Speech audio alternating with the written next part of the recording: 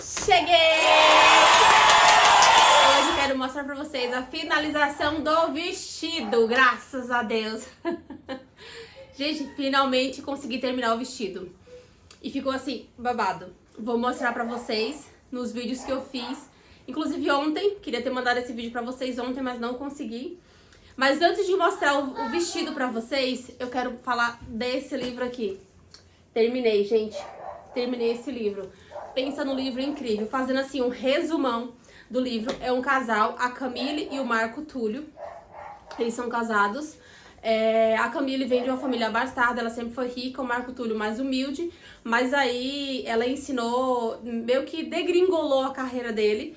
E aí ensinou várias coisas pra eles, de como se comunicar, de perder a timidez, de investir no mundo dos negócios, enfim. Ela auxiliou a ele a crescer no mundo dos negócios. E ele se tornou um grande banqueiro. Dele se tornar um grande banqueiro, a Camille começa a desenvolver problemas psicológicos. Ela começa a ter problemas, porque ela já tem vários problemas desde a infância. Quando ela tinha apenas 5 anos, a mãe sofreu estava grávida da segunda gestação. A mãe teve eclâmpsia na gravidez. A irmãzinha dela, que era o sonho dela ter uma irmãzinha, nasceu de 6 meses e só sobreviveu durante 9 meses. E aí veio a óbito e foi o primeiro trauma. Ela com 5 anos, ela teve que lidar com o luto de não existir mais a irmãzinha tão esperada. O luto da mãe, que a mãe por um tempo se resguardou dos cuidados da Camille, ainda uma menina, ainda uma criança. E o luto do pai em ter que lidar com tudo isso. Então foi o primeiro bloqueio na mente dela. O tempo se passou, eles sofreram um acidente. Todo mundo se recuperou, a Camille já com 12 anos. A família sofreu um acidente onde a Camille, já com 12 anos, na pré-adolescência, ficou paraplégica. Ficou na cadeira de rodas por acho que 1 ano mais ou menos. Não vou me lembrar muito bem o tempo, mas ficou na cadeira de rodas, depois voltou aos movimentos normais. O pai sofreu poucas lesões e a mãe ficou em coma. E aí mais um trauma, o acidente. E aí a mãe nesse coma, quando ela voltou do coma, ela não reconhecia mais a filha, ela rejeitava, ela tinha ódio da filha dela, da Camille, já com 12 anos. Então a Camille com 12 anos passou a cuidar da mãe, passou a ser mãe da mãe. Mais um trauma. E aí a mãe foi recobrando a memória, mas ela não conseguia ter afeição pela filha. O trauma da memória da mãe, o traumatismo craniano, não fazia a reconhecer como filha. E aí, nesse meio termo, a Camille entra no escritório e vê o pai beijando a enfermeira. Mais um trauma. O meu pai traiu minha mãe. Depois de socorrido, pouco tempo depois, o pai da Camille, a mãe da Camille, faz uma tentativa de suicídio. A mãe da Camila, ela desvive. Ela toma uma overdose de medicamento e desvive. E aí a Camille, ainda criança, com muito ódio do pai dela, porque ela já entendia com 12 anos o que era uma traição, fica com muito ódio do pai dela e não quer contato, não quer brincadeira, não quer. Ela rejeita, ela começa uma rejeição assim, imensurável pelo pai dela. E o pai dela, cheio de negócio, cheio de coisa, é só uma menina na cabeça do pai, né? É só uma menina mal criada um momento e vai passar. Quando ela crescer, ela vai entender tudo. E aí também larga de mão essa menina, entendeu? E aí mais um trauma na vida dessa criança. Ela perde a mãe, porque o pai... E aí ela começa a achar que foi o pai que fez a overdose, ou ela fica na dúvida se foi o pai que deu muito remédio pra matar a mãe de uma vez, pra desviver a mãe de uma vez, ou se foi a mãe que não aguentou porque descobriu a traição, ou porque já não aguentava mais ficar ali. Então, e ela leva esse ódio do pai dela pra vida. E aí são traumas e traumas. E aí passa o tempo, ela casa, quando ela casa com o Marco Túlio, e aí ao decorrer da vida a Camille se desenvolveu por conta de tantos traumas.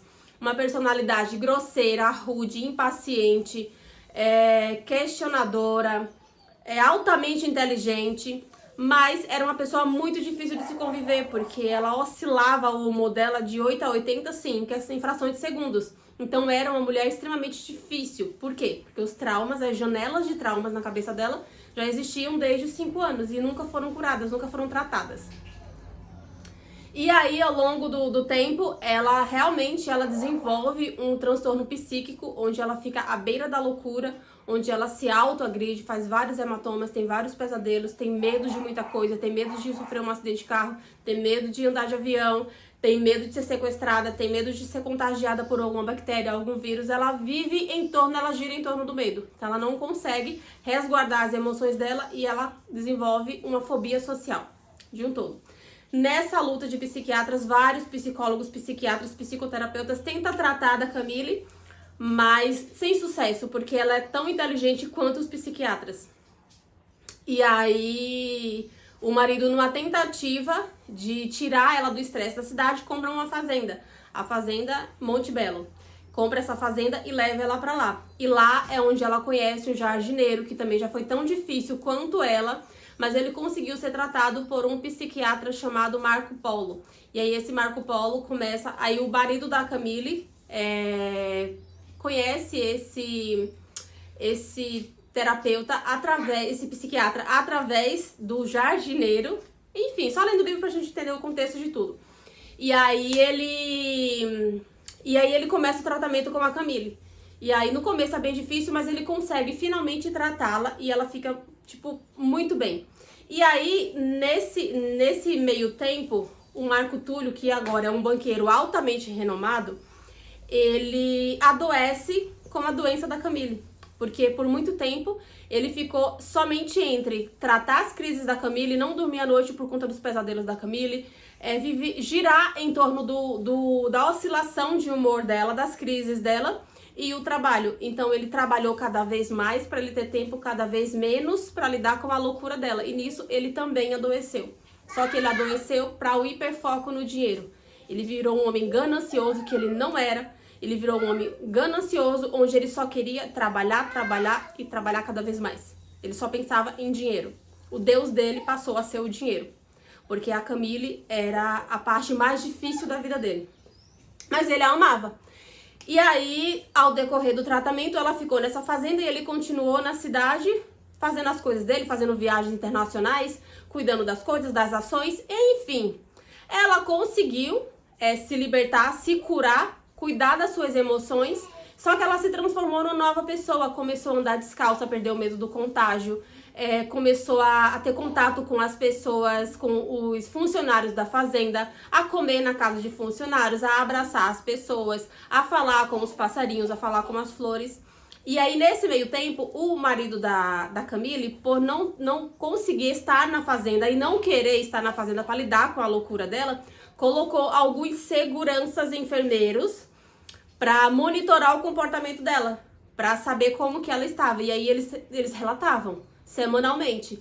Ela andou descalça, ela saiu correndo na chuva, ela conversou com os pássaros. E aí aquela mulher, assim, altamente explosiva, era impossível na visão do Marco Túlio ter se transformado nessa pessoa, que foi que a conclusão que ele chegou, enlouqueceu de vez, entendeu? Porque nunca foi a realidade da Camille. A realidade da Camille sempre foi postura, salto alto, maquiagem, alta sociedade, comunicação, e de repente se vê a Camille descalça, que tinha pavor. Ela não apertava a mão de ninguém porque ela tinha medo de uma contaminação. Enfim. E aí foi quando a Camille, nessa nova personalidade, quis pegar metade das ações dela dos bancos, né, porque eles eram casados, e doar para uma fundação para ajudar crianças, para ajudar pessoas com problemas psicológicos. Ela queria fazer essa doação.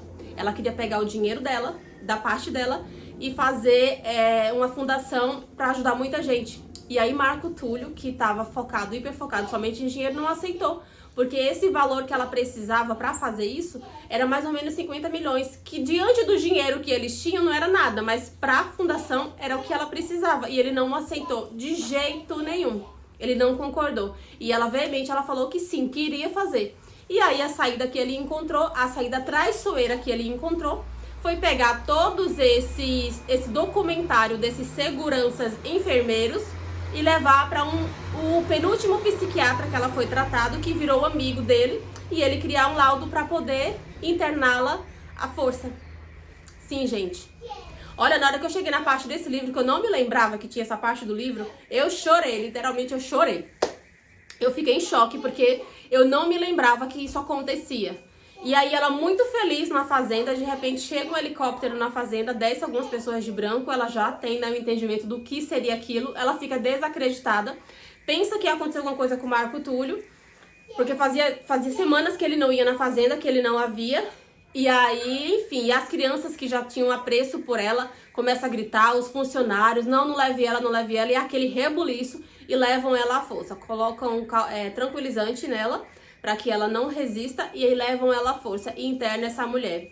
Tudo isso em nome do dinheiro. Eu fiquei chocada de verdade. E aí, depois que o tempo vai passando, a clínica percebe que ela não é louca. Ela tem condições de responder por si.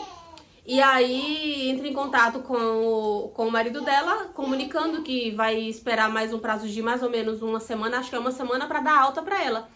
E aí ela já em plena consciência pede o divórcio ainda na clínica, e ele não aceita, e ela falou que sim, que vai pedir o divórcio. E aí ele só aceita o divórcio se ela der metade, 25% das ações dela. Ela fica só com 25%, ele fica com 50% que é dela, e ela fica só com 25%, e ele dá 25%, para que o divórcio saia mais rápido. Ela já liberta das emoções dela e não apegada mais ao dinheiro, pediu: eu só quero a fazenda Monte Belo e os 25% tá ótimo pra mim. E assim foi feito, ele deu o divórcio. E ela sai da clínica e vai pra fazenda, compra um carrinho velho com o dinheiro que ficou, e vai pra fazenda, e aí ainda um pouco transtornada, mas ainda resguardando suas emoções. Eita, gente, é história, né? Mas ainda resguardando suas emoções, ela volta pra fazenda muito feliz. Mas em contrapartida, depois do divórcio, Marco Túlio, que adoeceu da forma mais, eu acho que mais pobre possível, que é adoecer porque tem muito dinheiro, ele se arrepende assim de todo o coração. Bate o remorso, bate o arrependimento, ele percebe que o amor da vida dela, que ele não poderia ter feito isso. O que é que Marco Túlio faz? Ele pega todas as ações, todos os 75% que ele tinha de ações, e ele coloca para essa fundação. Ele criou a fundação, então ele não tem mais renda nenhuma. Ele larga de mão de tudo. E aí vai pra fazenda, pega a Camille de surpresa. Ela não esperava que ele fosse lá, porque o combinado era ele não aparecer na fazenda, e ele de repente ela aparece na fazenda. E aí ele faz 3 pedidos pra ela. Ele pede, pelo amor de Deus, pra que ela ouça, e ele pede pra fazer 3 pedidos. E ela deixa ele fazer 3 pedidos. O primeiro é perdão. O segundo é o emprego. Aí ele vai contar pra ela. Aí ela fica chocada. O emprego como assim? Porque ele ele entregou todas as ações pra essa fundação, pra ajudar pessoas com problemas psicológicos que não têm condições de arcar com um tratamento. E aí ele vendeu, então ele não tem mais dinheiro. Ele foi lá, pediu um emprego e pediu pra ela casar com ele novamente e ter filhos, porque até então eles não têm filhos. Pelo medo dela da maternidade, o medo do contágio no parto, o medo de um monte de coisa, ela nunca gerou filhos. Ai, gente, é isso. E a história acaba. Mas assim, os detalhes dessa história, só quem lê, só quem gosta de ler é que vai conseguir entender assim, que os detalhes dessa história, ai, gente, ai... Coisa linda, meu Deus. Coisa linda. E é isso, gente. Esse é o desfecho de Armadilhas da Mente. Um livro babado. E agora eu começo Mais Esperto que o Diabo. Vou começar esse livro. Tá inclusive lacrado, ó. Lacrado. Vou começar a ler hoje.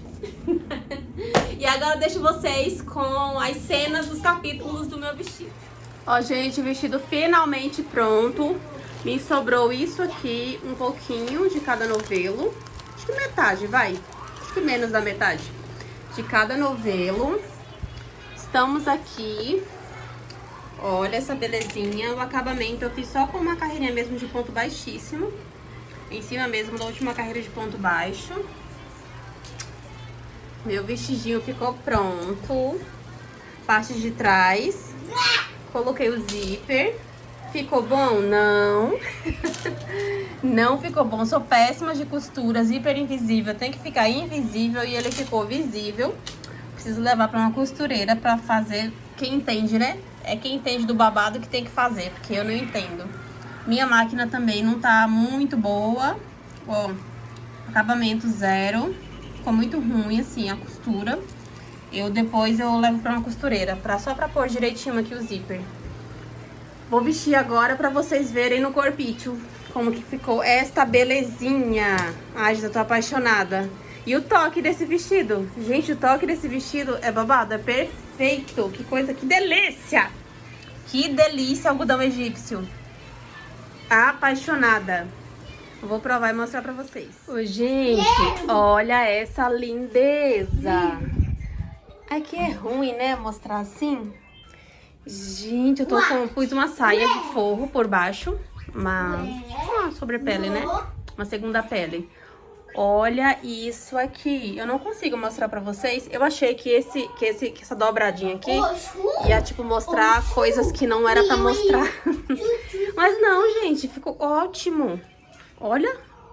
Eu não consigo mostrar nas costas. Ai, que saco. Eu vou ter que pôr no tripé pra mostrar pra vocês. O zíper, claramente, eu vou ter que levar pra costureira. Porque ele abriu mais ainda. Não sei. Por zíper, só sou curiosa mesmo.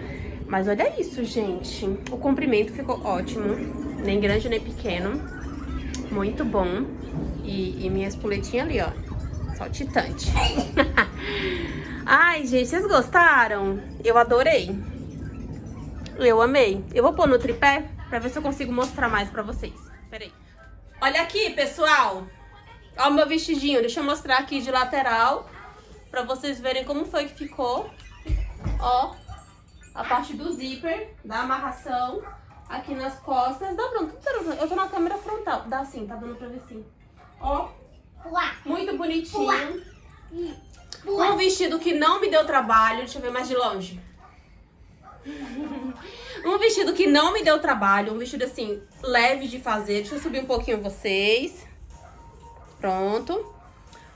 Muito sossegado de fazer, muito tranquilo. Fora o bojo, a aplicação do bojo em si, eu não tive contratempos, eu não tive dor de cabeça, foi muito simples de fazer. Um fio maravilhoso de trabalhar com ele, um fio muito gostoso, uma experiência, assim, perfeita. É uma experiência única trabalhar com fio de algodão egípcio. Gente do céu, se você nunca tiver essa oportunidade, espero que um dia você alcance essa oportunidade. Pra você que gosta de trabalhar com linha, né, com um fio mais fino, com vestuário principalmente. É assim, é uma experiência única. É tipo trabalhar com fio de seda, sabe, com cordonê. Também assim, é uma experiência única. É muito bom, muito gostoso. Eu gostei. Vocês gostaram? Luz na passarela, que lá vem ela. É isso, gente. Vestido finalizado. Gente, termino o vídeo da forma que comecei. Fiz introdução, abertura e finalização do vídeo, tipo assim, no automático, um seguido do outro. E coloquei as partes que eu tinha gravado durante a semana no meio desse vídeo. E tô aqui finalizando com muita gratidão no meu coração por tudo. Espero que vocês tenham gostado, espero que eu tenha acrescentado na vida de alguém algo muito importante, interessante, seja pequenininho ou uma coisa assim, maravilhosa. Independente, espero ter acrescentado algum sorriso, algum entendimento, algum gatilho positivo para começar a ler livros, fazer uma peça onde você se autodesafia, uma peça maior, um vestido, enfim. E é isso, gente. Gratidão por tudo. Estou por aqui, provavelmente domingo. Hoje eu falo com vocês na sexta-feira? Acho que hoje é sexta. Não, hoje é sábado. Sei lá, gente, sei lá que dia é hoje. Acho que é sábado, mas aí amanhã tem o tal do Domingo de Glória. E, gente, eu vou falar um assunto amanhã que, olha, tem na minha cabeça. Na minha cabeça tá, tipo assim, explodindo. Assim, são muitas perguntas sem resposta e são muitas perguntas com resposta. Vocês não perdem pra esperar. Amanhã tem vídeo aqui no Domingo de Glória. Então é isso, gente. Não esqueçam que isso aqui é só uma passagem, que isso aqui é uma grande viagem, que a gente não é daqui, a gente está aqui. E tudo isso passa. E tudo que a gente tem aqui é pra deixar aqui. E já que tudo é pra deixar aqui, deixa o seu like, deixa a sua inscrição e o seu comentário educado. Beijo no coração de cada um, gratidão e tchau, fui!